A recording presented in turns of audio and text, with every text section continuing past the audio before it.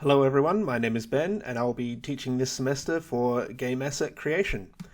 A little bit of background about myself. I've been working in the digital content creation industry for 10 years at least, creating a whole range of assets for everything from television advertising, 3D printing prototypes, and of course video game assets, both high-res, low-res, sculpted and hard surface.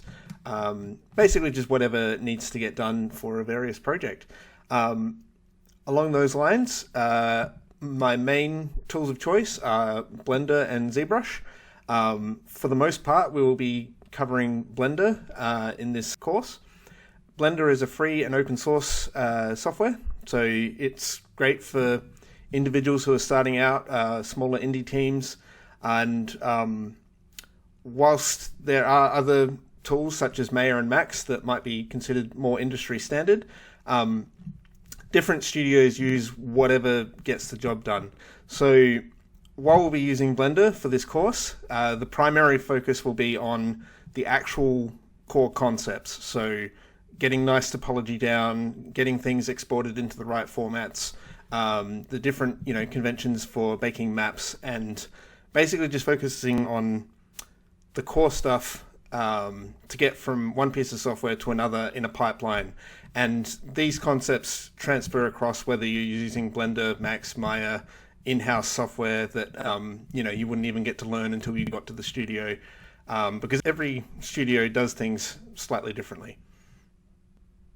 As well as Blender, we'll also be using Photoshop for the texturing portion and Unreal Engine 4 as the game engine in which we'll be viewing our assets. So to get started, this is Blender. I will be using it on Windows as I'm recording the lectures. Obviously in the on-site at Mawson Lakes we'll be using Blender on a Mac, but Blender is completely cross-platform. So if you use Linux, Blender or Mac, any file you edit and save will then be able to be edited on any of the other operating systems because it's all the same version.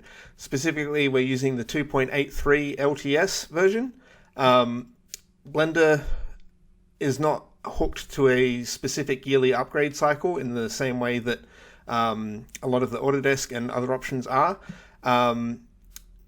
Basically, whenever they get to a certain point, whether it's 3 months, 6 months, year and a half, that they declare, the next version is ready, they will just launch it when it's good and ready. That means that a lot of tutorials and things that you can find online are often tied to a specific version, much like with any other piece of software.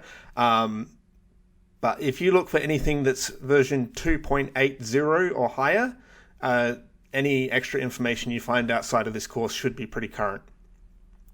The reason I say 2.8 or higher is that Blender went under a major overhaul for version 2.8. In the same way that in version 2.5 there was a major overhaul, and one or two earlier ones before that. The key thing that's different as far as the user is concerned is the user interface got a huge overhaul. That means that any tutorial you look at from 2.8 onwards, including obviously the content created in this course, will use that user interface, but it is quite drastically different to the user interface from tutorials of 2.7 and earlier. So just making that clear up front, because if you look for a video on a certain function and Blender looks completely different, just check the date on the video and it might be from 2016 or something. There is a wide amount of Blender related tutorials, tips, tricks, videos created by users, because the user community is now quite strong. Obviously, I'll be covering any of the basics that we need to get going with creating game assets in this course. But if you feel the need to look up any extra videos, tips, tricks, tutorials, just to help narrow it down, Blender Guru is a really good one, although mostly focused on the modeling, compositing, and rendering. So obviously the modeling tutorials would be the most applicable ones there. CG Cookie is also good. They offer a range of both paid and free content. The free content may help you get you up to speed in certain areas if you're looking to pursue, say, characters further or sculpting further. That is another option there. And if you're like me and something that helps you learn is downloading other people's files and poking around and having a look and seeing how they did it and sort of reverse engineering it, that is a perfectly valid way of learning how to make game assets and 3D modeling in general. Blendswap.com is a free site. You may need to register, just supplying an email, but there is plenty of content there that you can download and open and check what other users have done with their topology and the material settings, and just pick apart a wide range of existing examples. So the user interface, as I mentioned, it's undergone quite a restructure in the latest couple of versions. I'm mostly familiar with the user interface and all the keyboard shortcuts that came before it, because that's the other key thing between any information you find on Blender from 2.8 before and after, is a lot of the core keyboard shortcuts got overhauled as well. That was a little bit of a pain for long-term users like myself, but that's all right. Speaking with other users who have picked up Blender since that change, it seems that overall it's more consistent with other pieces of software that are out there, such as Max and Maya. And while there is an option to revert back to the old keyboard shortcuts, which for me is very tempting, we will be covering the new keyboard shortcuts and going with all the standard defaults, no extra add-ons or all that sort of stuff, just the stock Blender 2.83. The one obvious exception to that is that in the lower left here, you'll see I have an add-on for screen capture enabled that will record anything that I'm doing with the mouse and keyboard. So if I accidentally gloss over a particular keyboard shortcut, take a look in the lower left and it'll show exactly what I'm doing. So two core things about Blender's user interface to get across right up front. One is that it is modal, meaning that whatever you do in a particular window, like a particular keyboard shortcut, will be applicable to that window that your mouse is over and making active. So a keyboard shortcut that you hit in this window might not have the same effect if your mouse is over here. So if you're hitting a particular key and it's not acting the way you think it should, just check where your mouse is, and that may be the cause of it. The other thing is, if you select an object, that object has different modes it can be in. So there's object mode, which is the main mode for moving an object around or selecting groups of objects, that sort of thing. And edit mode, which is the mode where, you'll be editing the object. So that's where you have your access to the individual vertices and faces and edges, and can actually directly make changes to that object. That is one example of the modal sort of thing. The other thing to get across up front is that the user interface is completely customizable. That's not necessarily me talking it up. It's a way of saying, up here are these templates for the different user interfaces that Blender can have. However, if you get to a particular interface, let's say our default layout one, and think, it would be great if I had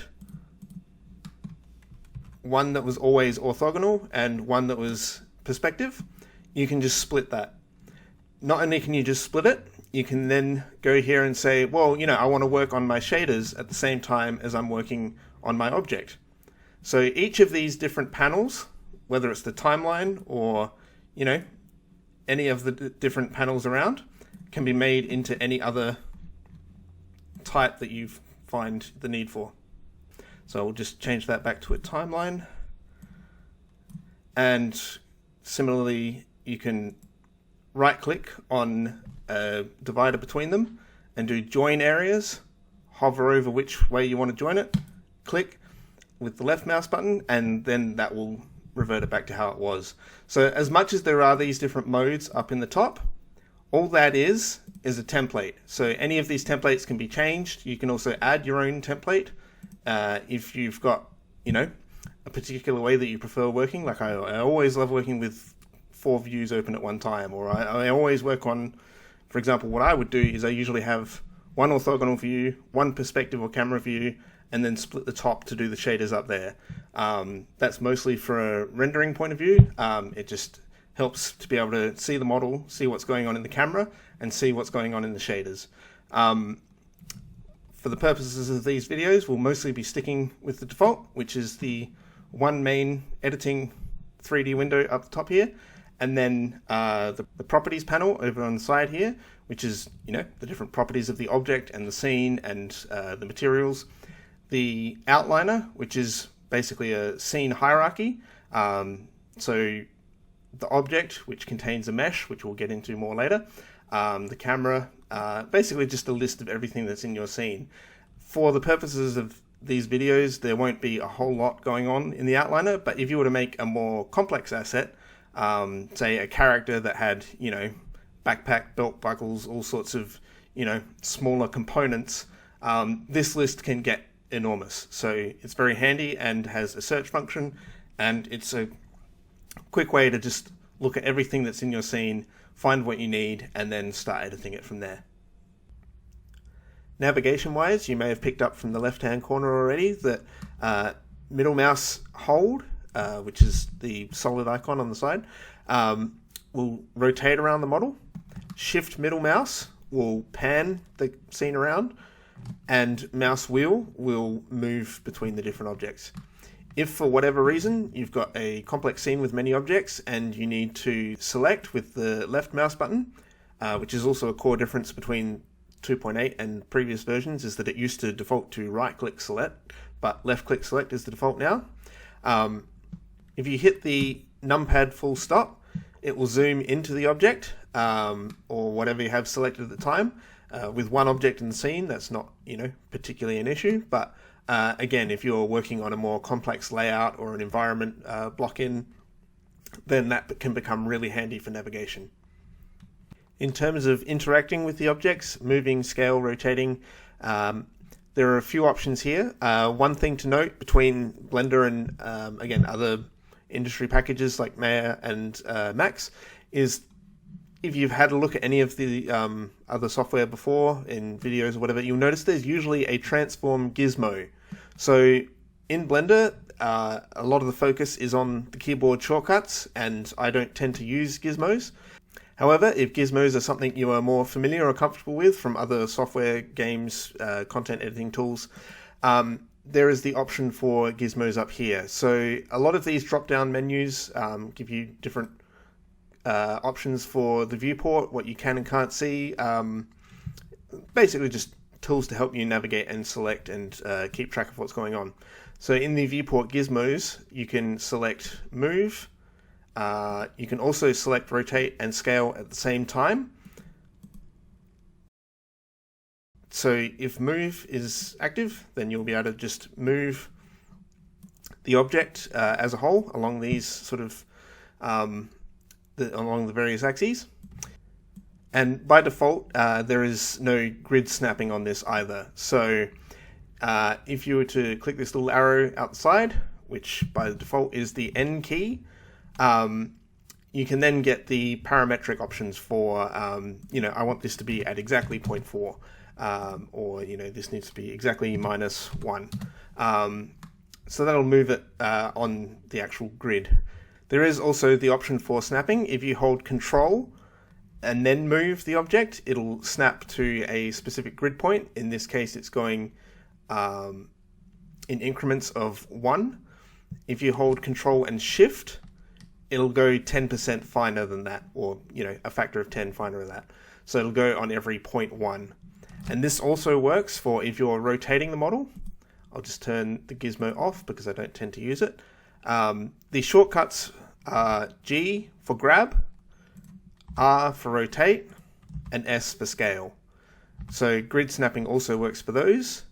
If you were to hold Control or Control Shift with scale, that would be snapping in the various increments, and same for rotation. So at the moment it's doing it in a thing of 5 in the degrees. However, if you hold Shift and Control, it'll rotate at 1 degree at a time. And then of course for scale and rotate you can also say this needs to be exactly 50. A few other things to cover while we're looking at rotation. If I was to hit R, then that's rotating sort of based on the angle I'm looking at it from the viewport. If I was to then hit X, it would rotate it constrained to the X-axis.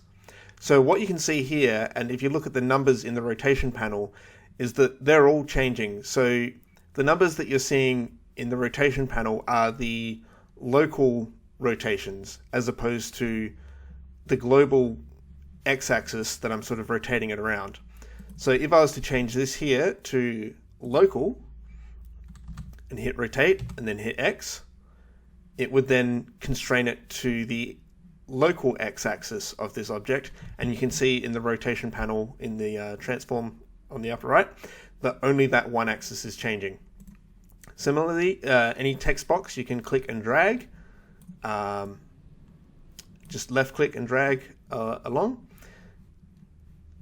There are some text boxes in Blender that you'll find they may have soft limits, so constraining it between a value of 0 and 1, for example. But if you click and drag, or left click and type in a value, you may be able to say, look, no, I know what I'm doing. I want this to go to a value of 2, not 1. Those aren't particularly common, but just worth flagging while we're having a look. So as well as global and local, you can also rotate along the normal, rotate along the gimbal, the transform gizmo, rotating around the view, which is what we were doing initially, and the cursor. So as I understand it, the 3D cursor, which is the little red and white circle with the crosshairs in the center of the screen, is a relatively unique concept to Blender. It's not really in Max or Maya or any of the the other core 3D modeling packages that are out there. But what it does is it allows you to have a secondary pivot point, basically. So if I was to, it's just easier to show this way, set the different rotation center, which is this drop down here, whether that's the center of the bounding box. By default, it's the median point. So if you've got multiple objects selected, it'll rotate in sort of the average center of mass between them, or the active element, which is just rotating on whatever object you've got selected last. Not to get too sidetracked here, but if I was to add, which is Shift A, plane, then Shift left click. So the most recent object you've got selected will have a slightly brighter orange to it. That means it's the active object as opposed to the other objects you've got selected. So, but we were talking about the cursor. So if I was to change that to the rotation, movement, scaling center being the 3D cursor, if I was to then scale or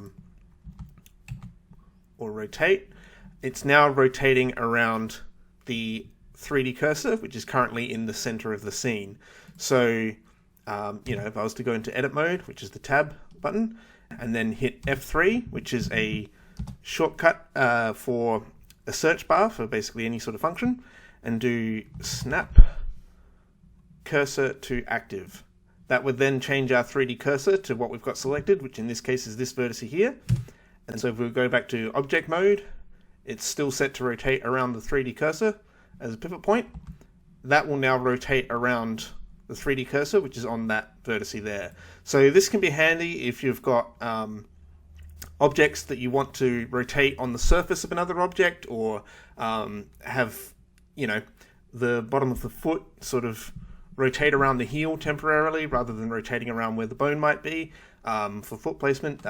We won't be getting into too much rigging in this course, but there are a range of uses for the 3D cursor, but for the most part, if you just leave it in the center of the scene and forget it's there, that's also perfectly fine. So if I wanted to clear a rotation or a location or a scaling, I can hit Alt-R or Alt-G, or, if this had been scaled differently, set that back to global, set that back to median point, or Alt-S, then that will set it back to the defaults of what it was. So, a scale of 1, a location of the center pivot point being 0, and a rotation of the center pivot point also having been zeroed out. So that brings us basically back to our default scene as it was. So we'll be going into the specific modeling tools such as extruding and subdivision modeling in more detail later, but that is the basic overview of how to navigate around in Blender and do the just very basic operations to an object or a set of vertices. So as a practical example of where things are heading in this course in terms of modeling the high-res object and the low-res object and baking the textures from one to the other, I've got an example file and we'll have a look at that now. So if you go File, Open, don't save, there will be the course files for this week. Check the link in the course information booklet on the site page, and there should be links to these files there. So first we'll open the high poly object,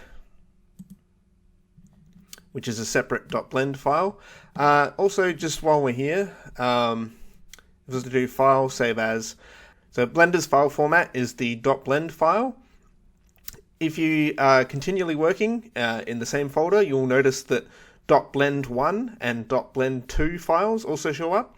That is Blender's autosave feature. So every time you save, it'll save a duplicate of the scene as a .blend1 and then just keep pushing them down the line. So I think by default it's set to maybe 2 auto backups. You can have that set to, as many as your computer will handle. But if for whatever reason you accidentally delete everything in a file and save it, if you open the .blend1 file and then save it back as your regular .blend, that is the way of taking an auto backup file and continuing on working from there. So now that we've got this file open, you will see that there is a high poly dagger in the center. There is a camera, which is quite large for this particular scene, but that's just the visual size of it. The camera doesn't actually occupy any physical space, and there are 2 lights. So we won't need to worry about the lighting too much for this course. It's mostly just in there to help for ease of viewing. Most of the lighting and rendering and materials will obviously be done in Unreal Engine, so when we get to that, we'll cover that in more detail. So if I was to hit the N key and get our various things up here, at the moment the dimensions of the object are 0.362 units. So Blender, in the various properties over here, I believe it's in the view layer scene properties, units, the unit system in this particular file is currently set to none. If we were to set that to metric, you would see that this dagger is 0.362 meters, or more commonly 36 centimeters. So that's about the right scale for what we were wanting. Scale in game development is very important, as it is with any 3D asset pipeline. Scale, even if it's just the simple thing of someone's working in meters and someone's working in centimeters, if you then go to export an FBX or an OBJ or any sort of file to get between one package and another, suddenly you'll have a dagger that's 300 meters high instead of 30 centimeters high. While it's easy to fix for one-off cases, it's very, very handy to get into the practice of checking what your scale is, making sure your export options are right for the particular programs you're going to be working with, and checking with any other artists or developers on the team that their scales are all set to the same thing as well. So if you can nail that at the start of the project, it just makes things a whole lot smoother as you go, and you won't have to think about it any further. So that's just a quick note on scale. You can leave this on metric if you like, or set it to none, because we know that is going to be correct when brought in meters, but we'll double check that part when we get to Unreal. So in terms of basic stats about the scene and the object, you can see down here in the lower right that there is currently over 100,000 faces, close to 200,000 tries, which for a dagger is insane, and 87,000-ish vertices. So the reason you would do this is the high poly model, you can tend to have as many polygons as your PC will handle, and get in as many details as you like, and then you would naturally create a lower poly version of the model and take all the details and surface shading that is on the high res mesh and bake it down into a series of textures that appear on the low-res mesh in the actual game engine. This is a much more efficient way of doing it, and it helps keep scenes and poly counts a lot more manageable and run at a smoother frame rate. So the sword is also made out of two components, as you can see here in the outliner. There is the main sword, which has a modifier on it. Modifiers can be accessed using the little spanner tab here, and there's a whole range of modifiers you can use. We'll be going into these a bit more later on in the course, but this is where you would add a displacement modifier, or in this case, a subdivision surface modifier. So that basically, if I was to turn it off, which you can turn it off in the viewport, the render, or in edit mode. If I was to turn that off in viewport and edit mode, we would see, and I'll just click the Z key. So this Z key is how the shortcut for what shading is going on in the viewport. If I was to go to wireframe mode with the pie menu there, what I've done for this high-res mesh is make a lower poly sort of cage, which is where the actual vertices are. And, you know, it's relatively smooth, but it's not that smooth. Also, what's happening here is viewport clipping. So that is in the view settings. If we set clip start to 0.01, that'll stop happening. Again, that depends on what type of object you're modeling and what scene setup you've got as to what you need to have these values to, but it's important to cover in case your object sort of disappears when you get too close to it. With the subdivision modifier, if I was to turn that back on, what that does, and it's doing it twice because it's got the two levels here. So 0 has no smoothing. Level of 1 basically takes one quad and turns it into 4 quads. Similarly, if you to add another level, that takes that one quad, makes it 4, and then makes it 16, which is where we're getting the sort of the large poly counts from. This is a very common method in different 3D packages, Blender, Maya, Max, for creating a model that has smoother contours and transitions, and yeah, we'll get into subdivision modeling techniques a lot more later, but that is what is going on with this modifier here. The other piece is a piece that I created in ZBrush and brought back in. You'll see on this piece that it's a whole bunch of triangles. So in ZBrush, you can paint a mask on to an object, extract it out. That extracts it out usually at a reasonably high poly count. You can then decimate it, which is basically ZBrush, or in Blender when we get to that point. Taking a look at a high-res mesh, looking at the points of interest, the curves, and trying to figure out how can I reduce the polys the best way possible to maintain the shape. So it doesn't maintain the edge flow at all, or the topology of like how the polygons are flowing along a surface, but it does maintain the shape perfectly fine. So in terms of baking surface detail from a high-res mesh to a low-res mesh, topology is important to get the clean hard surface meshes in the first place. So if I hit edit mode here, you'll see that it's all very nice edge loops that sort of flow between each other in a fairly logical sort of fashion. Not a particularly complicated model, but the polys flow from one side to the other, as opposed to the mesh that's come out of ZBrush decimated, where it's just put triangles wherever it needs them.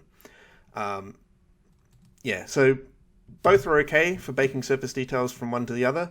Generally, you'll want to keep topology fine where possible, but if you've got a couple of little sculptural elements, or very commonly if you've taken any files that have been scanned, so photogrammetry out in the real world, they will often come back as a series of triangles. So as long as the surface is fine and there's enough detail to it, and you're not getting too many crunchy little polygons or really long stretched polygons, that is also fine for the higher res mesh. So we've got a bit of both, just to help with the baking and show what happens in that case. Also worth noting on the high res mesh, if I was to select the main dagger component here, that there are multiple materials visible. So you can change in the viewport display, assign a basic color to each. This particular thing here is only for the viewport. The actual material settings are, what's under the surface component. So again, it's node-based. It goes a whole lot of places with what you can do in the Blender's internal sort of shading. We'll cover that more later. I just thought I'd mention that this particular high-res object already has 3 different materials on it. So when we bake to the low-res mesh, it'll be taking information from all 3 of these materials and putting it into one texture that we can use on one material per object in Unreal when we get there. So the next step is to bring in the low-res mesh, which is at the moment a separate file. If we were to do file open, obviously that would just load the low-res mesh, and we wouldn't have the high-res mesh in the same file. So if we were to do file append, we can then select the Dagger low poly.blend. But if we double click on it, you can actually view everything that's in that other file. And what we want is the object, Dagger low poly, and append. If I was to do file link, what that does is that keeps the low res file in the other .blend and makes a reference to it. So if you were working and you had an SBN setup where master files are being linked into other files and you need to update it once and have it propagate across everywhere, that's where link would be handy. But for now, and for most of the videos we'll be doing in the future, it will be the file append option. So just to show that, file link brings up the same menu, but it would leave the actual mesh data in the other file and just reference it here rather than actually bring it in.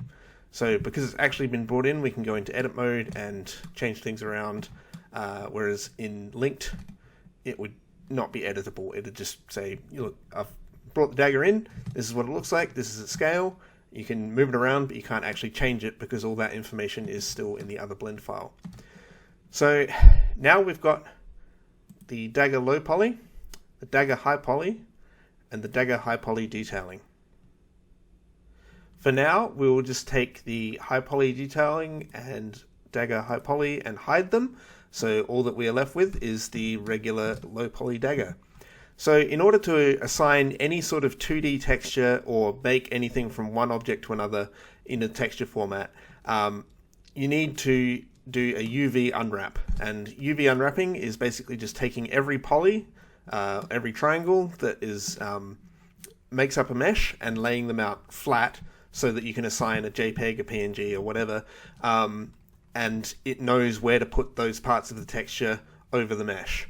So we'll just swap over to the UV editing layout template, and we'll see here that I've, here's a handy one I've prepared earlier. Basically, you take each individual quad, or you can take, a group of them. L key will select a continuous group of meshes, so you can see that I've got this split a little bit already. Or A key for toggling select all. This has then been split into various components that make it easier for a texture to be wrapped on there. These red lines are seams, so obviously with the cylinder it has to wrap around and match itself at the other side at some point. So you can mark seams along an object and Blender will be able to split the object up via those seams and then lay it out in here. So obviously we'll cover this more in depth later. This is referred to as being within 0 to 1. So if I was to G, so grab, rotate, scale, also works within the UV editor. If I was to move these outside of the texture, imagine anything within this square is just going to keep tiling infinitely. So, this layout is effectively the same as that one. What that is important for is anything we do within this course, we're going to want to keep it within 0 to 1. Some objects you may bring in from other sources, whether it's the asset store or anything like that, may have a different layout where some of them are within 0 to 1 and some of them are outside. This can be used in different ways for, say, you've got 2 image files that need to go on the one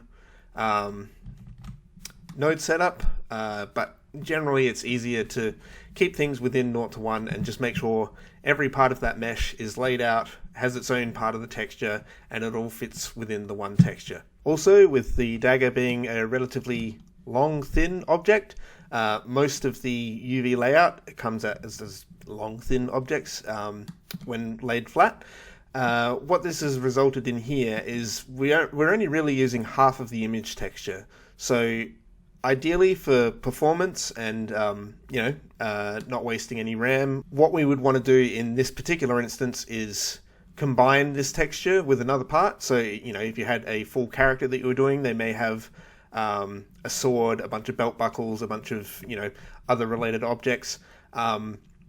We would then take some of the other smaller objects, fill them on this empty space here, and then we would be able to use that one texture for 3 or 4 objects rather than just the one, and make sure we made use of the rest of that texture space. Also worth noting that there is a slight gap between each of these UV islands. That's generally the term that Blender uses for each specific bit that's separate. L key, selecting one island at a time, as mentioned. The reason for this gap here is that when you're baking textures from one object to another, what you can do is allow for several pixels worth of bleed. So, if the very top of this cylinder happened to bake at, 100% white, then a few pixels outward from each edge would, be 100% white as well. What that means is for things like level of detail, so quite common in game engines for if a character is more than 10 meters away or a prop is more than 10 meters away, it'll switch to a lower res mesh, and then further detail will be lost as you go 100 meters away, or if it's just flying around in the background. That bleed there will help mask any seams between the various edges, and we'll cover that more later when we get to the actual texture painting and sort of more specifics there. But yeah, leaving a little bit of a gap for the seam can be quite helpful, but not too much, because obviously we don't want to waste the texture space completely. So this one here, it's a little bit close there, so we might want to just move it slightly to the side. You can also constrain to the X and Y axis with the G for grab, and then Y or X for the axis, much like we did when we looked at editing the actual vertices in the viewport. So the next part we'll need to do is create an actual image to bake to. This can be done within Blender. If you select A to make sure all the faces are selected, up the top here, create a new image, and it'll give you some options. We want to call this, we'll do the normals first, so normals baked. Basically you want to keep power of 2 textures wherever possible. It's not strictly as necessary as it used to be with game engines, but it's a very good habit to be in. This might be because, certain PC engines might run and not need it, but then when you go to do a port to mobile, suddenly everything on iOS needs to be power of 2. So if you just keep everything a power of 2 and a square texture to start with, it just helps rule out any issues further down the road.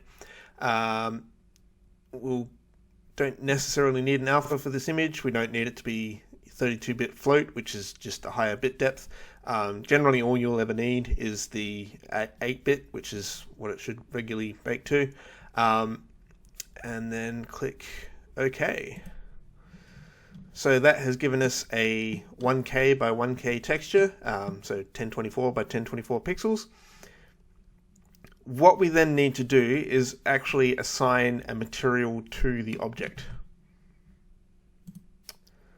So if you go back into object mode from edit mode, assign a new material, low poly dagger.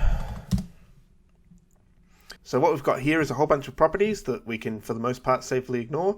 If you just go to Base Color, click the tab next to it, select Image Textures, and then this drop-down menu here will say these are all the images that are currently linked within your scene. Because we've created one called Normals Baked, select that texture, and then that will effectively act as the diffuse or color texture. We don't need to get into this too much now. All we need to know is that there is a material assigned to this object, and there is a texture within that material, and that is what is going to have the details baked to it. So the next step is to bring back the high poly and low poly dagger and the detailing component. Selecting them in the outliner, Shift select will just drag all the way down the line. But if you were to Control select and make sure the low poly dagger is the last object selected, that means once again that the low poly dagger is the active object.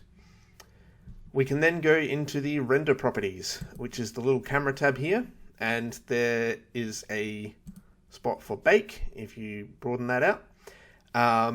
This is where we're going to be doing all of our texture baking, and from the bake type we can do a whole bunch of different options. For now, we're just going to select normal. So what that would do is bake the normals of the low poly dagger to the texture, which is not really what we want. We want to take all the detail that we put into the high res mesh and transfer it into the texture to then use on the low res mesh. The step to do that is selected to active, set to normal, and if we just click bake,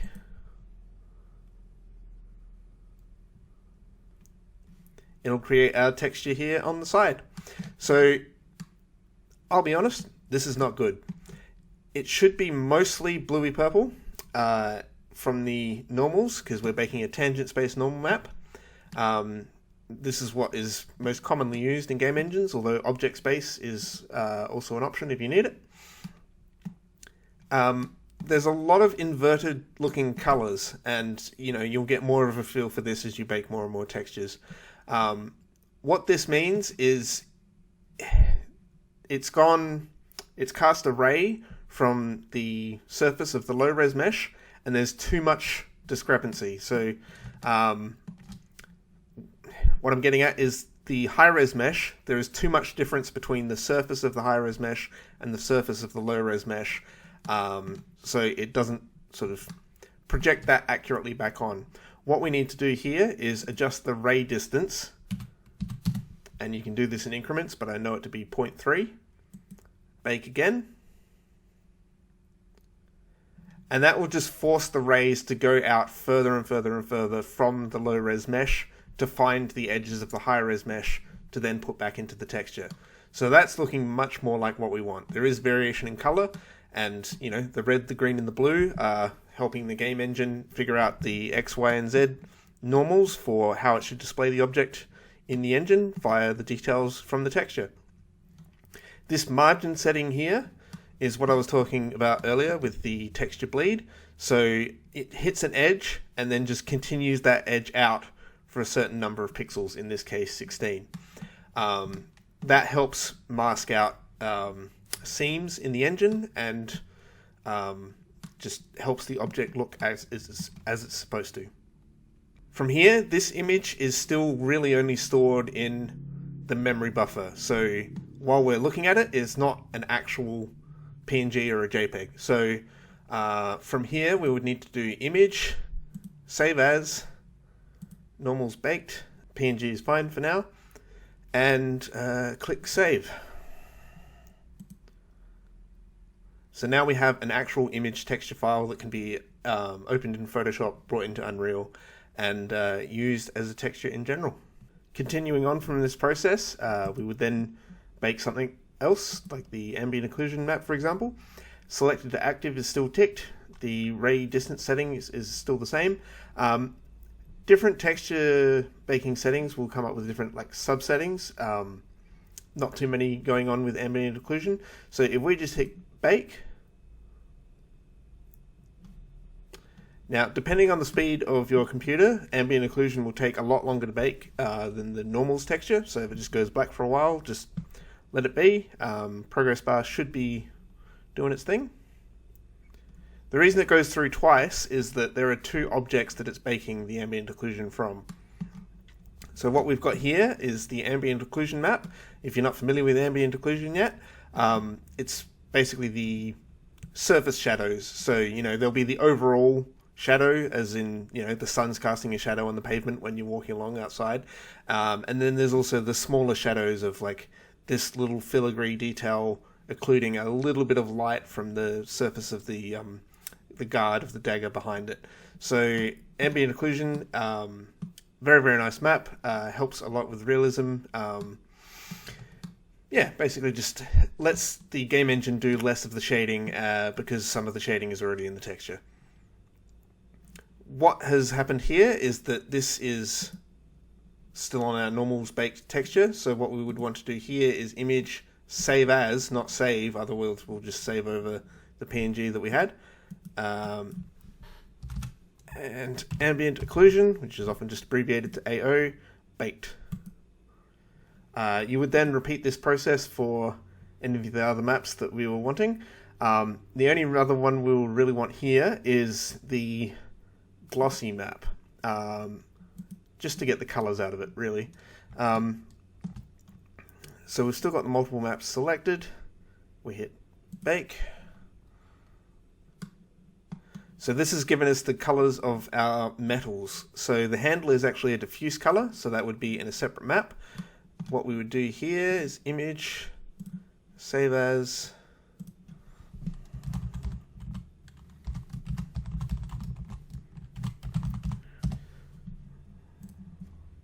and then if we were to change that to a diffuse map, bake the color. And once this is done, we would just take the results of these two here, image, save as, diffuse color baked, and we would combine the two in Photoshop into the one diffuse color texture. If we were to have that as set to glossy direct, again, the speed of this baking process depends on the speed of your machine. GPU compute, this may not be on by default. Generally, you want to use a NVIDIA CUDA accelerated graphics card because that will bake most of these textures way faster. So what this has actually done is taken the lighting from the scene and given us a glossy pass, which is not necessarily what we want in Engine.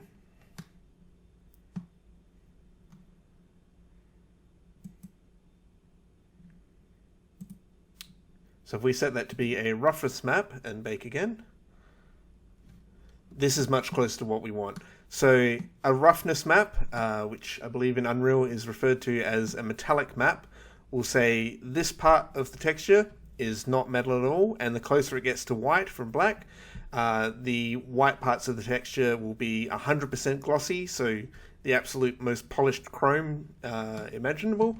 At the moment, it's black and grey, which means that the sword, the metal parts are glossy, but not 100% polished. They're just quite polished. So that is actually more the map we will want in that scenario. So once again, if we go image, save as, metallic, baked. And for now, that is all the different maps that we will need to bake. Just a really quick step in Photoshop here to combine the diffuse and the color maps that we were talking about before. As you'll notice, this is a bit of an older version of Photoshop, but it'll do perfectly fine for our purposes. So if we select all, copy, Control-C, paste, Control-V, or I believe on the Mac, anytime I mention the word control, you're looking for the command key as a general rule of thumb.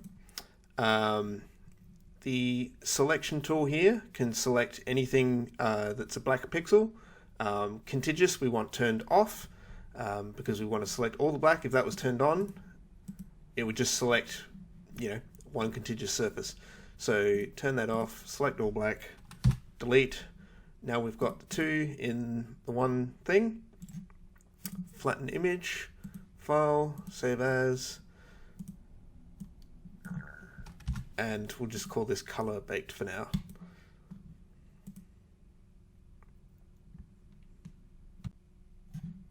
So the next step is to bring all of that into Unreal. So what you'll generally want is a shortcut to the UE4 editor.exe, or the Mac equivalent. UE4 comes with a launcher, which will also launch up all sorts of ads for Fortnite and basically anything Unreal related. All we really need now is the editor. So if you need help navigating to where that is, let me know during the practical, and we'll get a shortcut sorted. So loading up UE4 for the first time.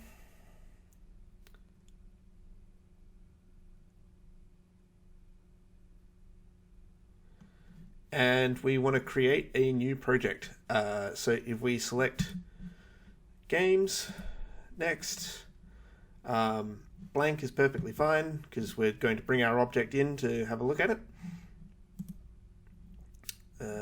Next.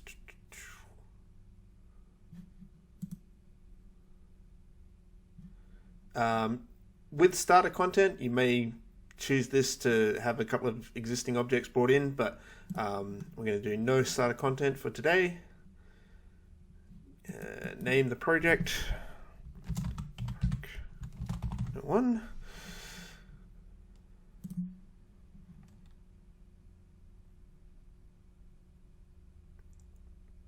Obviously, where you save the file will depend on whether you've brought a USB drive in or something that you're working on at home. And this is Unreal. Again, if I'm jumping between the programs too quickly, such as Unreal, Photoshop, Blender, we'll cover all these more in depth later on. This is just an introductory overview of the process, and we'll be going back to these various steps in more detail later on. So what we have here is our blank project. So zoom, mouse wheel, middle mouse, click in to pan, and rotate is the right mouse drag. So this is much more of how you would rotate from a first person perspective in an actual video game, being a game engine, as opposed to Blender, which was more rotating around the selected object. So for starters, we've got our content down here, which is currently empty. If we were to do add new folder, not strictly necessary, but good to get in the habit of segmenting things out for when you need it. And do meshes. Add new folder, textures.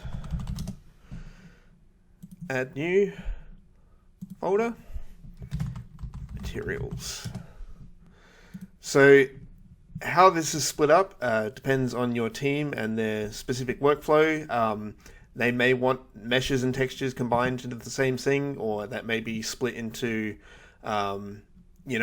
weapons have their own subfolder, or props have their own subfolder. Again, it comes back to nailing things out at the start of a project and making sure things are clear. For now, we'll just stick with these three folders and go from there. Textures we already have, so you can safely drag those in. What we're going to want is normals baked, metallic baked, color baked, and AO baked.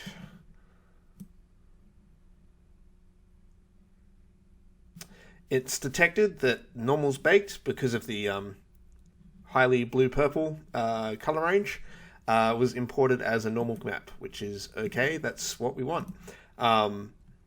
If for some reason it didn't detect that, we would need to go in and tell Unreal in the compression settings that it was a normal map, not a diffuse or any other type of map. So they've all been brought in. The asterisk means it hasn't actually been saved with the project yet. So if we do save all, save selected. They are now safely part of our project. So, of course, we don't actually have a mesh to bring in yet. This will need to be exported from Blender, which we'll do now. So, back in Blender, deselect, if it's not already, the other high-res meshes, because we only want the low-res one to be exported. File, Export, FBX. So, there's a range of settings here, and we're going to want to check that these are all fine. The initial one we want to do is selected objects only, otherwise it would export anything that it finds within the scene. Active collection, we'll go over collections more later, but that's basically groupings of objects. Doesn't particularly matter what object types we've got selected here, because we've only got the one mesh object selected anyway. Scale of 1, all forward, Z forward, Y up. We'll give all these a go. Bake animation is unnecessary because there's no animation on this particular object, and that's currently taken the name of the file as the default, which we were working in the high poly file from before. Dagger low. Actually, we don't even really need to say whether it's low poly or not because we're just exporting the dagger itself. Generally speaking, you don't really need the high-res mesh in the game engine. That's the whole point of baking the textures. So, back in Unreal, go to Content, Meshes, and we will drag in our FBX. Import. No smoothing group information was found. So, what that has done is it has brought in the mesh. It has brought in the last texture we had open in the memory buffer in Blender when we were baking. So we don't need that because we've already got it. Force delete. And this material we'll be making a new one, so we don't need that. Force delete. And save all.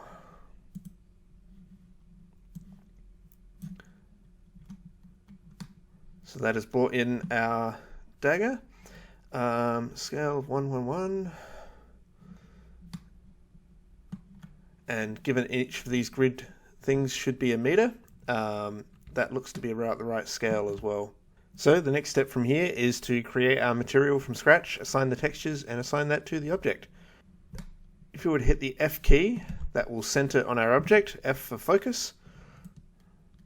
And then if we Alt left click around that, that'll have our object selected as the center of the viewport that we're rotating around, which is what we want.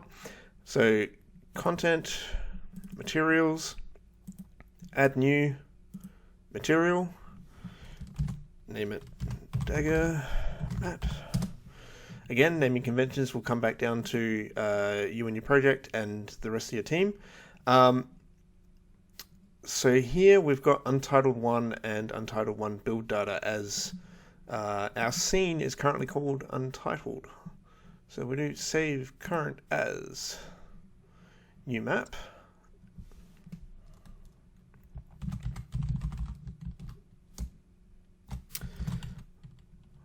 Object review. And save it in the root level, that's fine. So now it's object review and not untitled. Save all. Dagger mat, which is what we've just made. Drag dagger mat onto the dagger. Select the dagger. You can see that dagger mat has been assigned here. And it doesn't look any different because dagger mat does not have any textures assigned to it. So, if we double click on dagger mat, it'll bring up the shader editor. Again, we'll cover all this more in good time. For now, if we go back to our content browser, textures, what we can actually do is just drag these in directly and it'll give us our texture sample nodes. So do that for each one of these.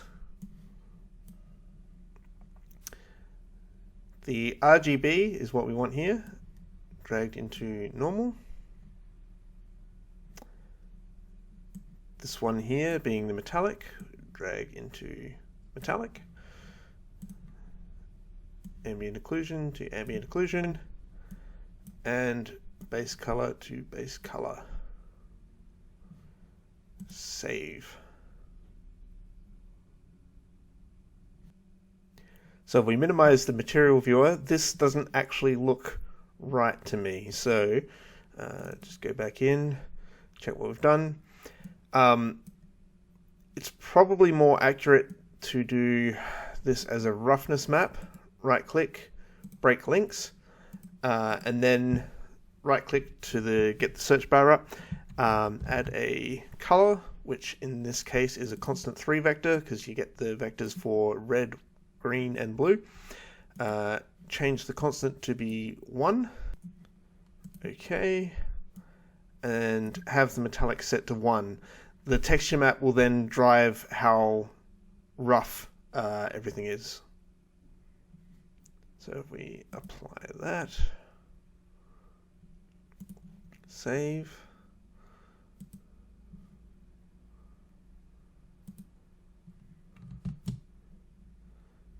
Now we have our very glossy sword.